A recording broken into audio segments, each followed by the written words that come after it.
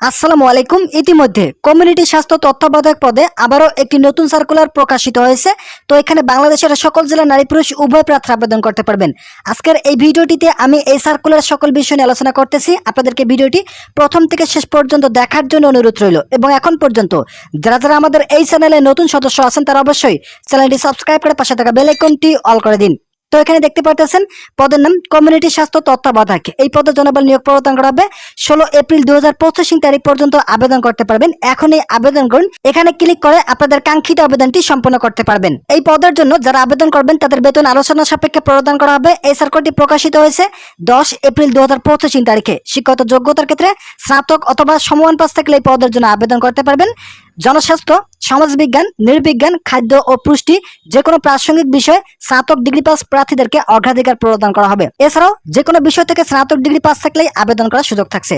সংশ্লিষ্ট প্রকল্পে কমপক্ষে 2 বছর কাজের বাস্তব অভিজ্ঞতা যাদের রয়েছে তাদেরকে অগ্রাধিকার প্রদান করা হবে। প্রত্যন্ত অঞ্চলে কাজের অভিজ্ঞতা সম্পন্ন প্রার্থীদেরকে অগ্রাধিকার প্রদান করা হবে। তবে যাদের অভিজ্ঞতা নেই তারা যদি আবেদন করেন তাদের ক্ষেত্রে অগ্রাধিকার একটু কম থাকবে। চমৎকার যোগাযোগ দক্ষতা থাকতে হবে, কম্পিউটার মৌলিক দক্ষতা থাকতে হবে, প্রত্যন্ত অঞ্চলে কাজ করার জন্য অত্যন্ত প্রতিশ্রুতিবদ্ধ এবং অনুপ্রাণিত হতে হবে। দায়িত্ব প্রেক্ষাপটগুলো দেওয়া রয়েছে। আপনাদের চাকরির পর যে সকল দায়িত্ব পালন করতে হবে সেগুলো এখানে পর্যায়ক্রমে উল্লেখ করা রয়েছে। এগুলো আপনি নিজেতে দেখে নিতে পারবেন।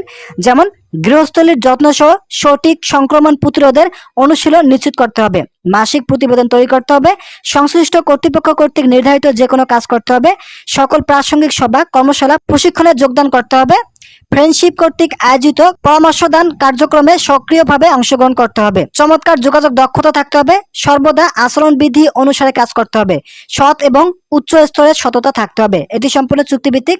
আপনাদেরকে চুক্তিভিত্তিক ভাবে নিয়োগটি প্রদান করা হবে।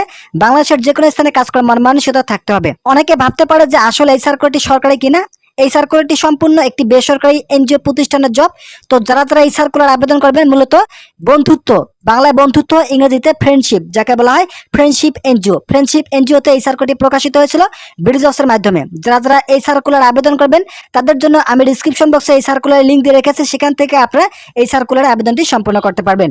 তো আজকের এই ভিডিওটি পর্যন্ত। আশা করি এই ভিডিওটি থেকে অনেক উপকার পেয়েছেন। যদি উপকার পেয়ে থাকেন তাহলে অবশ্যই চ্যানেলটি সাবস্ক্রাইব করে পাশে থাকা বেল আইকনটি অল করে দিন।